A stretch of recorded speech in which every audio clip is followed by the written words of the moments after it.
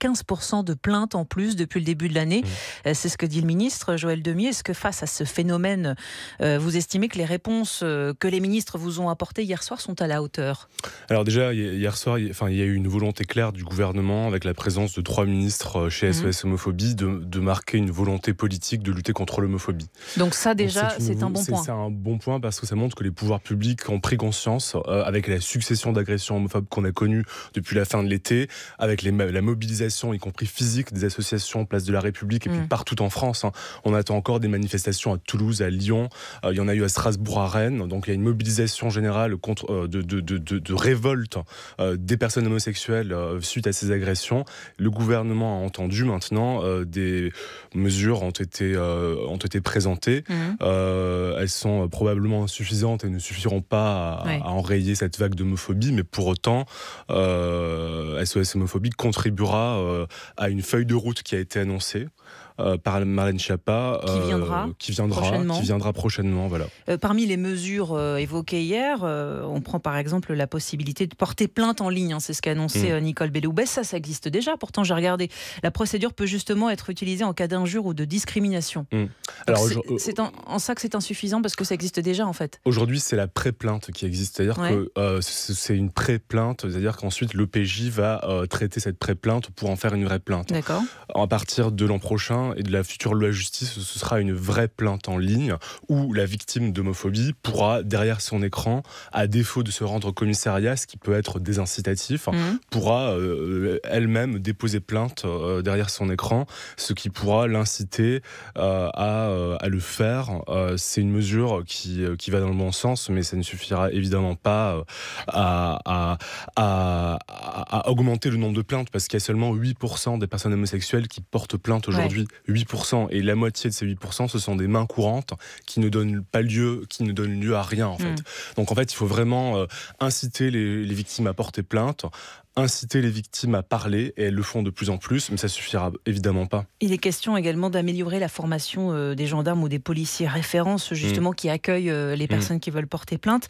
C'est un progrès sans doute, mais ils interviennent après coup.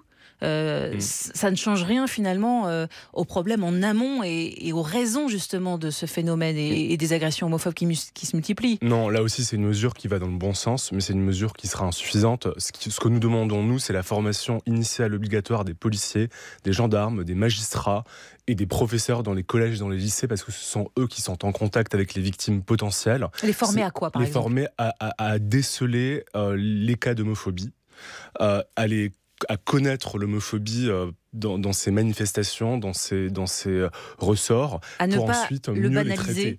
Ne pas banaliser, par exemple dans une classe, identifier les cas d'homophobie, les traiter, pour que les juges, les magistrats doivent aussi mieux déceler et mieux connaître les cas d'homophobie, pour ensuite retenir la circonstance aggravante d'homophobie pour les infractions pénales. Pareil pour les policiers et les gendarmes, offrir un meilleur accueil aux personnes homosexuelles quand on vient porter plainte. Donc tout ça, ça passe par une formation initiale obligatoire et systématique. Parce que c'est un milieu, justement, la police, la gendarmerie, qui a encore du mal à accepter ça. Bien sûr, c'est comme toute la société française. Il y a eu beaucoup d'évolutions et beaucoup de progrès qui ont été faits, mais les faits sont là. Il y a une agression physique homophobe tous les 3 jours en France aujourd'hui.